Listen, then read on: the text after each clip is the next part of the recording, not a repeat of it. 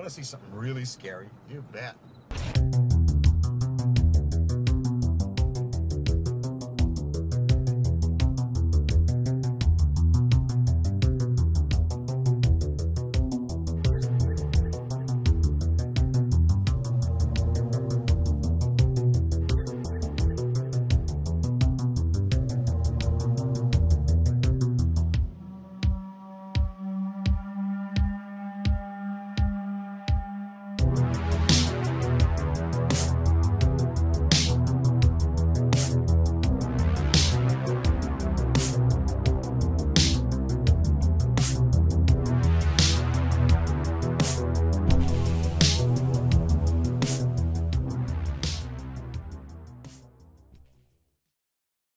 Hello and welcome back to the Horror Shelf, the YouTube series that celebrates the glory of horror cinema. I'm John Campbell. I'm Kinsey Campbell. Kinsey, this is a big one. Yeah. This is a big old iconic franchise starter. Yep. And you've never seen any of these movies. No. Because we are talking about, is this 79 or 80? I think it's at 80. 1980s Friday the 13th. Yeah. No. I'm wearing you got me this shirt. Yeah. Which is Jason Voorhees sad that today is Friday the 12th. Friday the 12th. He can't kill. He's all ready with his machete, but he can't kill anybody because it's Friday the 12th. Oh, man. I do have a 13th birthday, and my birthday was That's right. on Friday the 13th this year. Yeah, that's right. So this movie should mean something to you, I guess. It comes up a lot, because if my birthday falls on a Friday, people like go, oh, are you Yeah. scared? Yeah. It's Friday the 13th. This movie was just kind of randomly titled that. I think this movie went through a number of titles, and then they were like, I don't know, Friday the 13th. Because this is definitely, this is the first big one after Halloween that where we're rolling into the, like, My Bloody Valentine and, all the holiday killer movies. And they're like, Friday the 13th? Is that something? That's something. New Year's Evil, one of my favorite titles. That's a good one. Not the That's a movie good so much, title. but the title is amazing. I've seen the Psych. Yeah. What is it, Tuesday the 17th? Yeah. That's one of my favorite Psych episodes. Yeah. I mean, this is one of those movies that you're going to know the tropes of. Yeah. It's so oft. Because even this, I would say, to me, and I'm also doing the Slashers podcast as we're charting this franchise. I would say this, to me, is where the formula really solidifies. Okay. Like, they all kind of follow this now. Yeah. In a lot of ways. Although I think you'll be surprised at there are no hockey masks in this movie. Oh. Yeah, it's not. Huh. It's not really what the franchise becomes. It's very interesting. I think you'll be surprised because you don't really know anything about this movie specifically. No. I would have expected a hockey mask. Not a hockey mask in sight in this I picture. would have said that was going to be in it. Nope. I think you'll be very surprised then by it. I think this movie, it'll be interesting to see how this movie plays to you. Yeah. Because you won't know some of the differences. There's also a big old star in it. Who Okay. wasn't yet a big old star. And you don't know who that is, which I think, so it'll be exciting for you to see if you're going to join us. Will I over on- recognize them? Oh, yes. Oh, my God, yes. Like 80s icon status. Okay. I would say he's definitely one of the iconic actors of the 1980s. Okay. In some movies you love. Okay. There's no doubt. So we'll get to that. That's why you want to join us over on the Patreon page, patreon.com/punchupant. You can watch the movie with us. Yeah, to see how I react to Friday the 13th. a big star. Big old star. And not his first movie, but like an early big role. What are you doing, Cat? Columbo the Cat's here as always. We don't really reference him. My pants. Yeah, we don't acknowledge him enough. But Columbo the Yeah. Cat makes appearances throughout all these shows. He would like to be acknowledged more. Yeah, he's usually like right under the frame because of how we shoot this. But He anyway, should get a little headset. So what are you? I shouldn't have said the hockey mask thing because what are you expecting to see in this movie? I mean, camp counselors. Yep. I'm guessing some sexy shenanigans. You gotta have sexy shenanigans. Yeah. Does he have his machete? I can't tell you anything. I would now. guess I'm not that gonna say anything. because that's what I think of him as having as a weapon. Mhm. So he's slicing people. Slicing and dicing. Yeah. Yeah. Yeah. Yeah. Is there gonna be like a final girl? Maybe. Yeah, that's what I would guess. Maybe a final girl.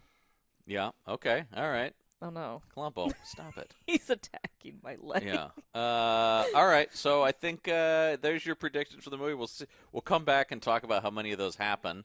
I think you're going to be pretty surprised at how different this movie is than you think it is. But I mean, not that different, but because it is, I think. But yes, I think there's this movie's got some surprises for you. I'm glad you don't know what the deal with this first one is because it's a little different than the rest of them. But yes, so we're gonna watch Friday the 13th now. Once again, you want to go over to the Patreon page to check that out. If not, we're going to play the trailer for the movie and then come back and talk about your reaction to it. But we're going to take it away with Friday the 13th.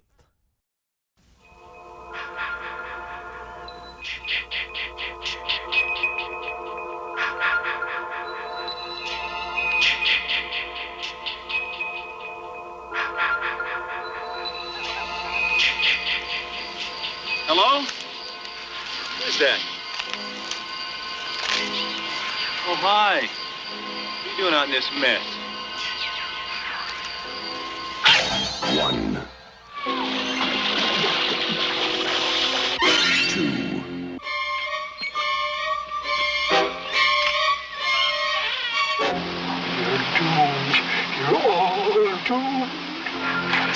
3.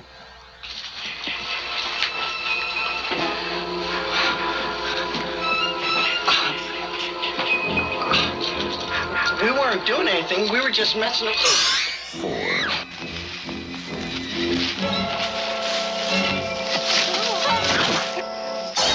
5.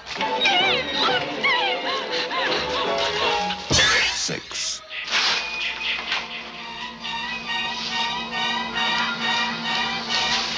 'Must be my imagination.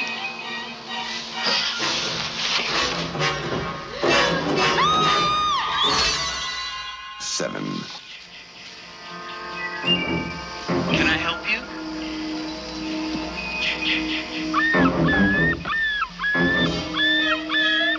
Hello? 8. 9.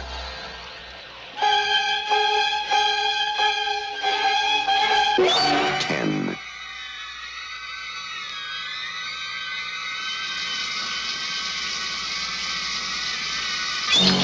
11.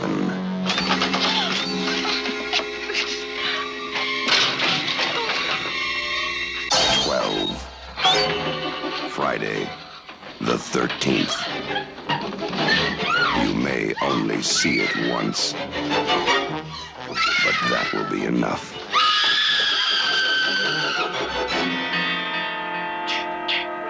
Friday the 13th.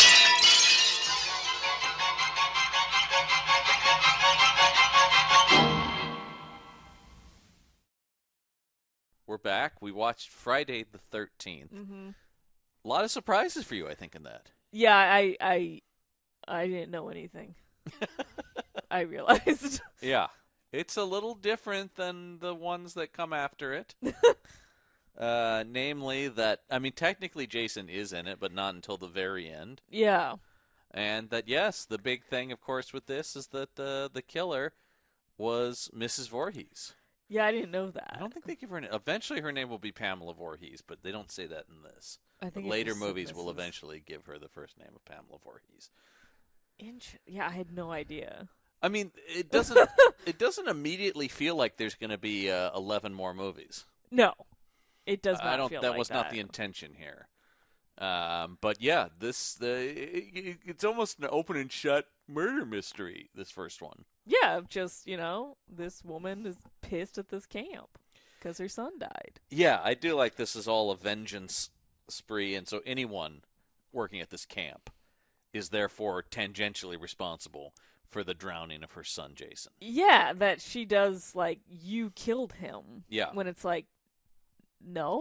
They were making love when they were supposed to be watching him. Yeah. He was never a strong swimmer. Yeah, I was why would you send him to camp? Well, she worked there. She was the cook. Oh, I see. I mean, yeah, they were not, but also, you wouldn't expect a kid is going to go out into the lake in the middle of the night. Oh, I don't know that was supposed to be when that happened. Oh. I think she was killing those people retroactively. Oh, I at the see. beginning. I see. Yeah. Yeah, because he drowned in 57. That was the next year. And that so she was she's killing just them in 58. assuming that the same stuff was happening. Yeah, I mean, she obviously fucking lost it.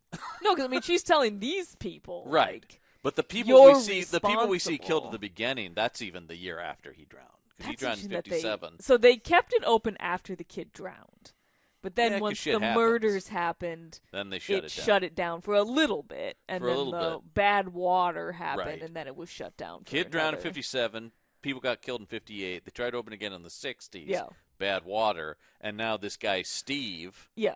has put, they say, 25 grand into... Where's Steve getting all that money?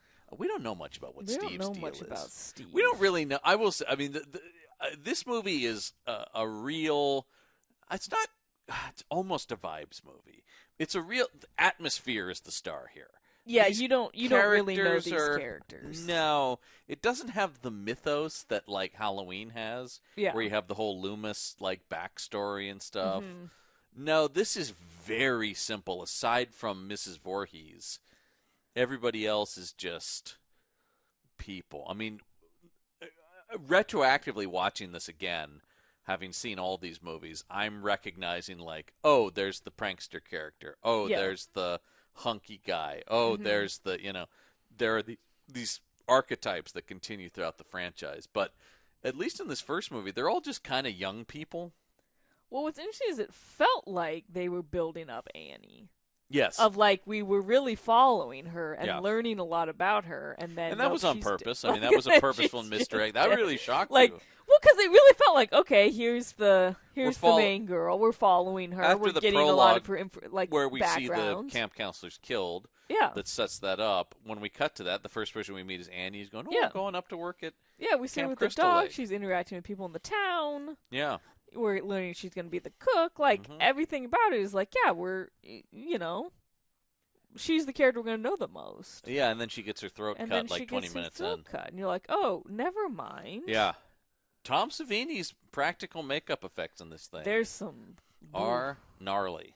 Yeah, the axe to the face is pretty gross. Yeah. I'd say the most iconic is probably the arrow coming up through Kevin Bacon. Yeah, the arrow pretty coming famous up through horror Kevin movie Bacon kill, is pretty which of disturbing. course is Kevin Bacon's head in a hole in the bed, and then a latex body. Obviously, that the arrow's coming up through is how that effect was done. Okay. It's still pretty effective. I will say that a lot of the Savini stuff holds up, and it's still. I mean, there were a couple where you're like, whoa. Well, because it's brutal Bill being stuck to the door with with a bunch of arrows. yeah. Well, because I had been joking about like, oh, I wouldn't want to be around arrows because like on Ghost, the guy has the Yeah. arrow through his neck, And then two people and get then killed two horribly. people get killed with arrows Quite brutally, yeah. horribly, and I was like, oh my goodness. Well, I think I they was did. not Obviously, expecting when you're that. making something like this, you go, "What are people going to get killed with that would be around the camp?" Yeah, so arrows was Arrows the big is the- one. Yeah. Someone attempts to use like a boat paddle, but it gets cut by a But you do have the machete and the axe. The machete, the axe. The clever bit of there is a gun, but the bullets are chained up. I said, like, yeah, I mean, I guess points to the camp for practicing gun safety. Yeah, but it didn't But work out for but it doesn't help for poor when Alice. yeah, when you're our, trying to get bullets. our actual final girl in this movie. Yeah, and nobody has the keys to anything. I'm guessing by the Steve way, had all the keys. The idea that the final girl's a virgin, I'm not sure Alice is a virgin. She just doesn't have sex in this movie. No, because I mean, it's implied that she and Steve had some Had a sort thing. of relationship. Yeah, that's an interesting thing that I don't think starts. It's the same thing with Laurie Strode. I think people misremember that Laurie was a virgin, and once again, it's just that she doesn't have sex in the movie. Yeah. But I don't think she's meant to be. I mean, people are surprised that both of these characters like smoke weed and drink, and it's not. Yeah. The I feel like that's once again later when these start to become more cartoonish. The final girls start to become more angelic in this way of like they become the total good girls. Well, because I think only Marcy we see Actually have sex. have sex, so Yeah. yeah, everyone else is. Marcy and Jack are the only characters that have sex. Yeah. Ned, God knows, is trying though. Ned wants to. Yeah. Oh boy. You know because you hated Ned. I hated Ned right out of the gate. But I got to say, the later on, because once again, everyone, they're going to really, drill down on these types of characters. Mm-hmm. So there are some later pranksters that are infinitely worse than this guy. I mean, he's doing stuff, and they're like, ha, ha, ha. It's like, no, it's not funny what Ned is eventually doing. you get to, like, people who have brought props to do their pranks. Oh, my gosh. Oh. We got some Joey Gladstones. Big time, yeah. Yeah. A lot of that energy. The interesting thing about this movie, and this is true about revisiting a lot of these franchises, like how serious this movie is, Yeah. and how dark it is, because the later ones just get so silly, and like gleefully so, to the point where you're like, they're not necessarily making comedies, but they definitely know people are going to laugh at the movie. Oh, weird. Yeah, they get pretty wild. Huh. Going forward. That's interesting. Well, because it eventually becomes such a formula of you kind of know what you're getting into, so everybody's sort of on the same page, and we're all going to get scared and laugh at, and so it's, and Jason's not really even in this movie, but Jason becomes this complete supernatural boogeyman, because every movie they have to kill him, and then at the start of the next movie they have to find a way to bring him back. And, oh, right, of course. Yeah, so you get into that whole cycle, and so you literally are getting like people digging him up, and they put a pole in him, and then lightning hits the pole, and he's reanimated. Oh yeah, We're doing like Frankenstein. Yeah. Oh yeah. Oh God, all kinds of stuff. What is happening? Yeah, it's pretty wild. I don't. Yeah. I think this is the only one we're gonna do on Horror Show, but you'll probably watch some more of these as I do them. And where they get to is fucking crazy. Yeah, that sounds nuts. Oh no, this anytime I go back to this first movie, it's so weird to see how weirdly grounded it is. Yeah. Like it's pretty. Like I said, it's a pretty simple little movie. It's a pretty simple, just slasher movie. Yeah. Of you're basically just at the camp. Yeah. There's very few other. But locations. hey, who's at the camp is Kevin Bacon. Kevin Bacon's at the camp. Kevin Bacon in a Speedo. Kevin Bacon coming off of he had done Animal House before this. Oh, okay. Which he's in as just one of the douchey frat guys. Yeah. I just want to see what else. He hadn't done much up to this point. This is not his first movie, but it's pretty early for Kevin Bacon. It is interesting to think of like Kevin Bacon at this point in time. It's just like good-looking guy. Yeah. Yeah, I mean, Animal House, where he played Chip Diller, lest we forget, was his actual first movie. And then this is, pretty soon after that. I mean, he's looking fine. Okay. Him in that bathing, I'm like, damn. Yeah.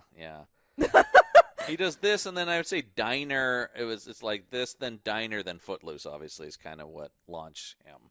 What I think is interesting, though, about his character in this is you would expect him to be like a dick.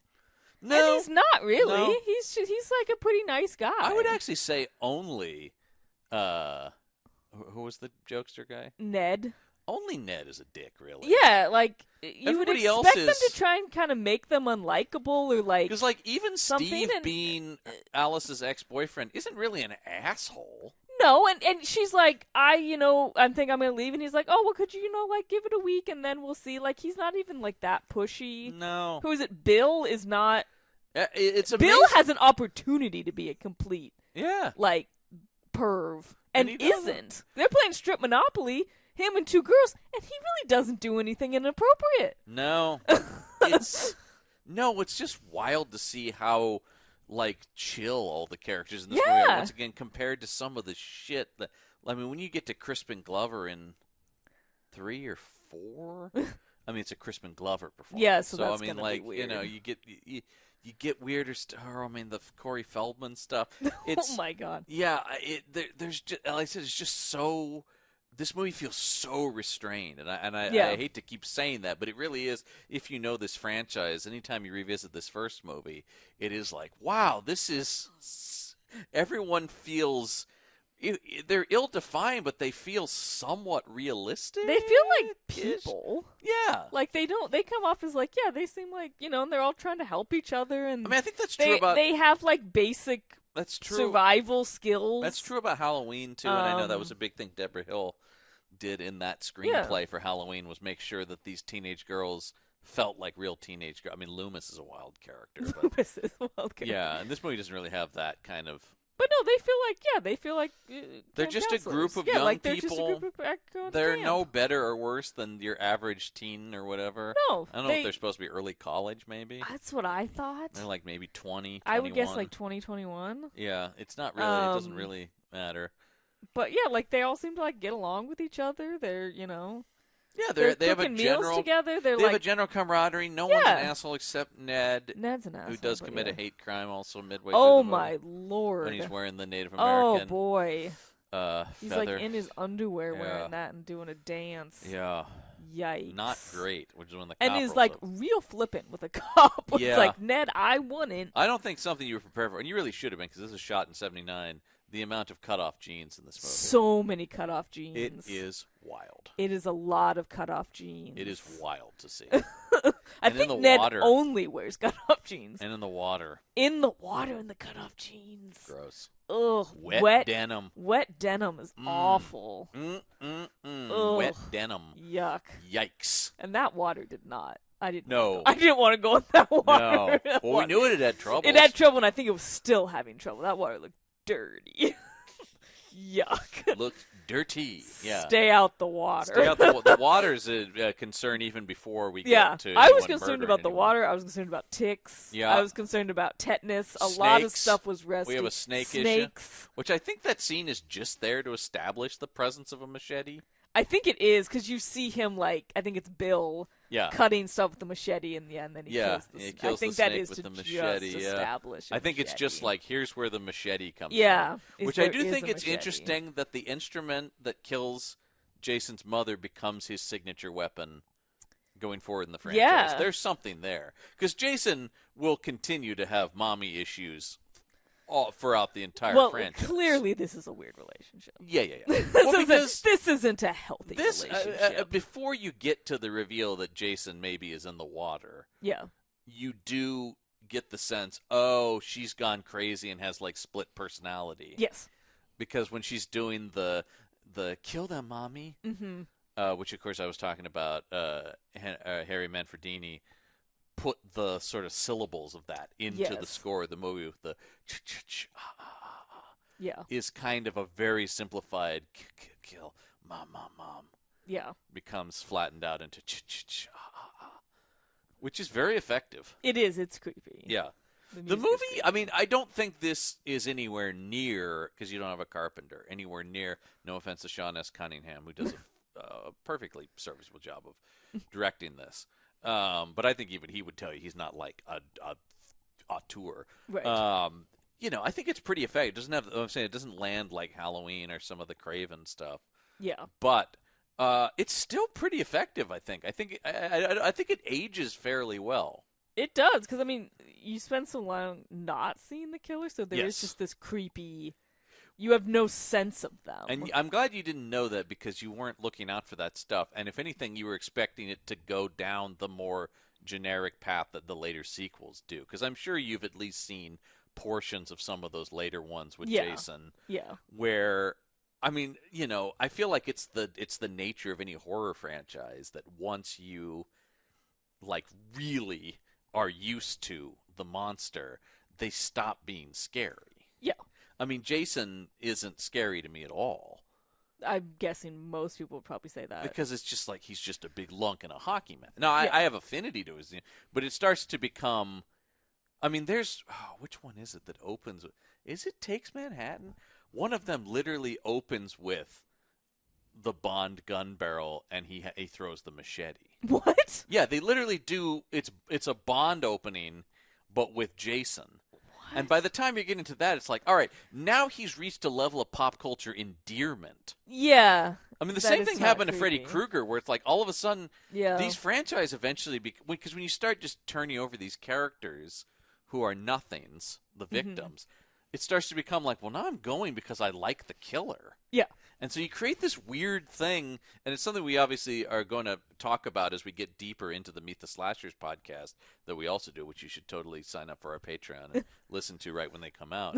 that eventually it starts to create this weird dynamic where you're rooting for them to kill people. Yeah, that is interesting. And it just creates, it's a very strange thing, these franchises become this. Yeah. I stand by that. I think one of the smartest things the Scream franchise did was it's the same iconography but a different killer in each movie, which really puts the emphasis, and also keeping the same, for the most part, protagonist. That's what I was going to say, is because there's recurring characters in the Scream universe. Yeah. I do care about them, and I don't the want Halloween harm movies to come to try them. to do that, and then just get into the trouble of Jamie Lee Curtis wants too much money for this one, But they still even in the one she's not in, this Laurie Strode's daughter's the main character. They still try to keep that. They try to keep that. The Friday the 13th movies don't give a shit. There's no continuity. These characters don't come back.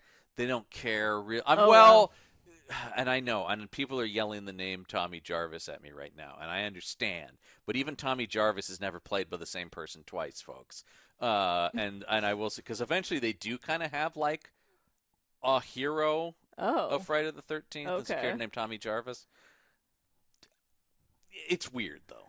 Okay. And they do weird stuff with him. And it never, to me, even though it is supposed to be the same guy, because they change actors every time, it never feels like the same guy. That's weird. Yeah. It's a weird franchise. That's weird. They're all weird in different ways. Okay. All the Halloweens, the Texas Chainsaws, they all have weird little wrinkles in them and strange continuities and reboots and sequels and Lega sequels. And it's one of the reasons we're doing the Meet the Slashers podcast is I'm so fascinated. But the Saw franchise has one of the loopiest timelines. It's unbelievable the way that because they have spoilers, I guess, for the Saw franchise, because Jigsaw dies in one of the movies. They then have to have a bunch of the movies take place before that happens. Oh, it's wild. It's wild. It's something it's something that makes these objectively not good films, but it's something I kind of love about them. I mean, did they want to end the Saw movies, and then they were no, we're going to keep making them, so you have to. Well, I think that's an interesting thing about returning to this one, getting back to Friday the 13th, is that they're really now when you make a slasher movie, you're already thinking about sequels. Oh, of course. Because it's just but this movie was made, there's a guilelessness to this movie that I enjoy. Yeah. That is just they're just trying to make something kind of scary. They're not thinking that no one thought this thing was going to make a ton of money, and nobody thought we better build in mythology. No.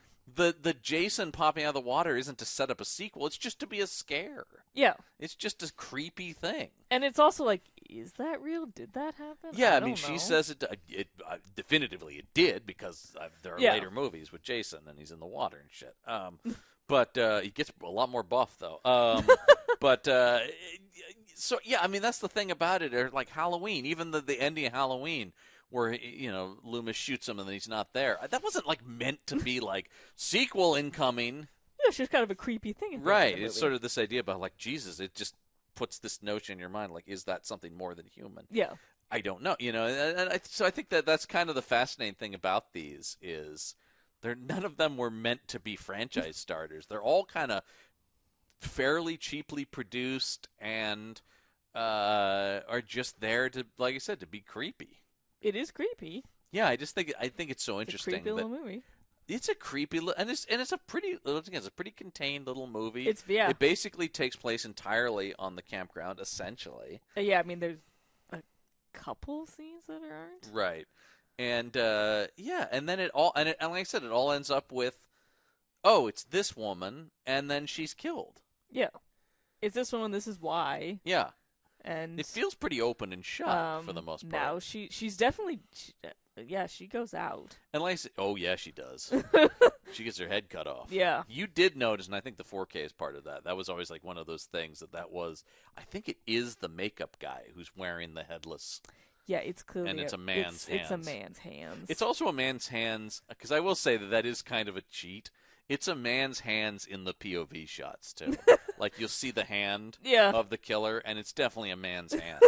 It is, because we've talked about this. There are people who are there's no way you could solve this, who this is. Because Mrs. Voorhees isn't even brought up. No. She just shows up out of nowhere. Because they really want you to think it's Crazy Ralph. Yeah, they want you to, but like that's too obvious. Like it's never going to be the person who's Crazy Ralph becomes, of course, like not necessarily top. Crazy Ralph himself, but that character type becomes a thing of like, you're all going to die up at that camp. Yeah, I said I was surprised that he had a wife. They talk about his wife has been really worried about him. Like, I just like the idea that the town has a crazy guy that everyone knows. Oh, that's Ralph. They're like, oh yeah, he goes around the town crazy. Spouting his gospel. I love that. Yeah, we love because it's one of our favorite things. Both of us love the show Gravity Falls, and we love Old Man McGucket, local kook. Yeah, he is local kook because there's something funny about just like, oh, that guy. Yeah, that's our local crazy guy. That's our local kook. Well, there's also something funny to me where he's not a threat. He just accepts he's part of the town. It's like Otis the town drunk on Andy Griffith. You're just like. Well, I also think it's funny that he like goes up to this place and is like, "You're all doomed," and then he just gets on his bicycle. All right. And rides off like, "Bye, but you're all doomed." Well, I like that he's in town saying it. Then he got up. I don't know how he gets up there. He apparently rode his bike 20 miles. Yeah, up to the camp. To the camp, and hid in the pantry. The pantry. So that he could pop out and go, "You're all doomed." Yeah, I don't know how long he's been in the pantry. The funniest thing is him like unchaining his bike and then going like, "But you're all doomed." Yeah, and you really watch him right away. Like they linger on. They're all like, "Ugh, what a weirdo." Yeah, pacing was just different in movies back then, and even though later they will have to admit that. Well, I guess they all did. She'll have to admit. Yeah. Alice will have to admit that. Yes, everyone else. Maybe is dead. Ralph was right. And I just like. I would be so curious to see what the investigation into this is. Oh, I have no idea. I'm not sure just from without Alice's statements and stuff, you wouldn't necessarily go, "Oh, it must have been Mrs. Voorhees that did this," because her headless corpse is laying. Her headless corpse is there, and you're just like, "What happened?"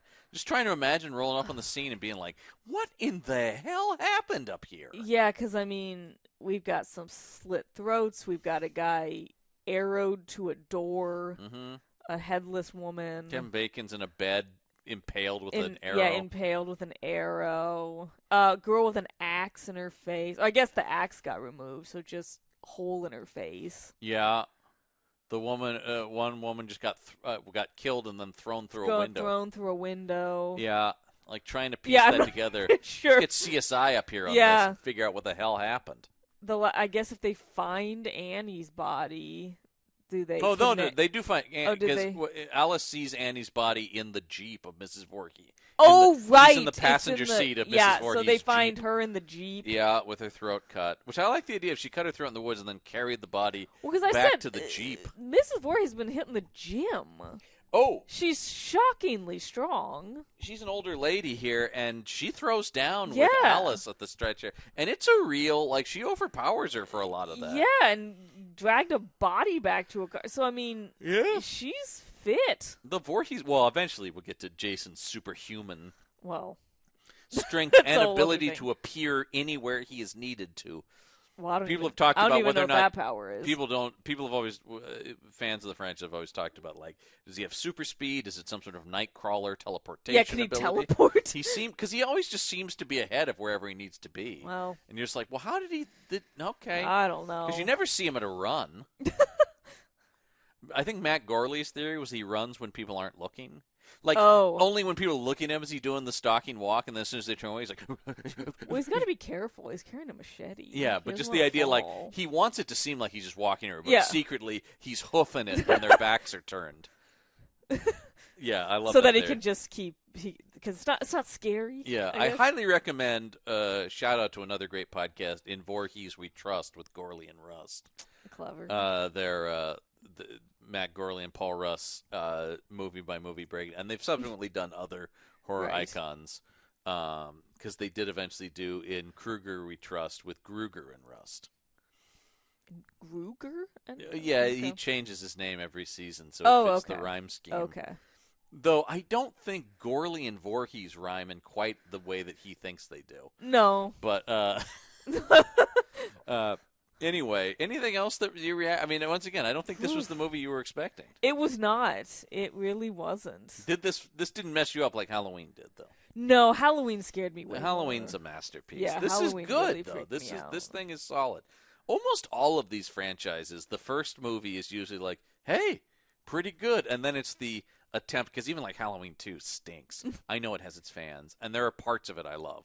But it's it's not good. Well, I think Halloween really freaks me out because of like the setting, like you're in the suburbs, and just this creepy guy is just stalking the streets outside your house. Yeah, and that's really creepy. There's more of an invasion. Yeah.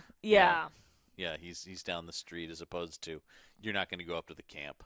I'm not going up to the camp. It's like I'm not particularly afraid of Jaws only because I'm not going out in the ocean. I'm not going out. I already wasn't going out there. Yeah, I'm not going far enough out into the ocean where I would encounter a shark. The shark can have the water. Yeah, that's their home. Yeah. I don't need to be out there. They have it coming. Yeah. Although he does come in pretty far. He comes in pretty close. That shark was after people. And goes into the little lagoon. Yeah, that son of a bitch was after people. He wants to get people. That shark town. Was a bastard. There's no question about it. He wanted to take out the people of that town. Yeah, they once again, the Scheider had to blow that thing up. Yeah. Someone had to stop that. He needed to go. Yeah, somebody needed to deal with that. Yeah. Well, somebody doesn't. Somebody deals with this here, but oh my God, the idea that there are 11 more of these movies. It's really surprising. And hey, Paramount or whoever owns the rights now, I don't actually know. I don't know. Like New Line, maybe. Somebody's got them. Make a 13th movie. Well, you got to, because that's the whole thing. Is you're 13. 13. I mean, once again, in 9 movies, this franchise goes to space. Yeah. Eventually, one of these movies takes place in space. From watching that, you would never think that. You would never go, I bet eventually they're going to get to space. Going to be in space. Is there any franchise where you're like, I bet one of these will take place in space? From movie 1? No. Anybody watch the first Fast and the Furious? Yeah. Go, I bet. Or James Bond. Yeah, I bet one day. I hope he goes to space. He'll go to space. Yeah. No, space always just feels like... Is it like a space camp? Is he at a space camp? No. Is it a Xenon Girl of the 21st Century situation where there's like a space city? It's a space station. Okay. There is a scene on... I will say, there is a scene that's on like a holodeck. Oh. Where he makes Camp Crystal Lake. Oh my gosh. And he's killing... Or I think they use it to distract him, so he's killing They teenagers. knew what would get him. He's killing sexy teenagers in a holographic version of Camp Crystal Lake. They still get it in there. No, it's a thing where he could just live forever in the holodeck. It's a con situation. Oh, he's frozen and thawed out in the future. Oh, yeah. Well, they should have let him sleep. David Cronenberg thawed him or froze him. What? I have no idea why. David Cronenberg is the prison warden that freezes him. What? And then, I don't know why that cameo happened. Cronenberg's acting career was very weird.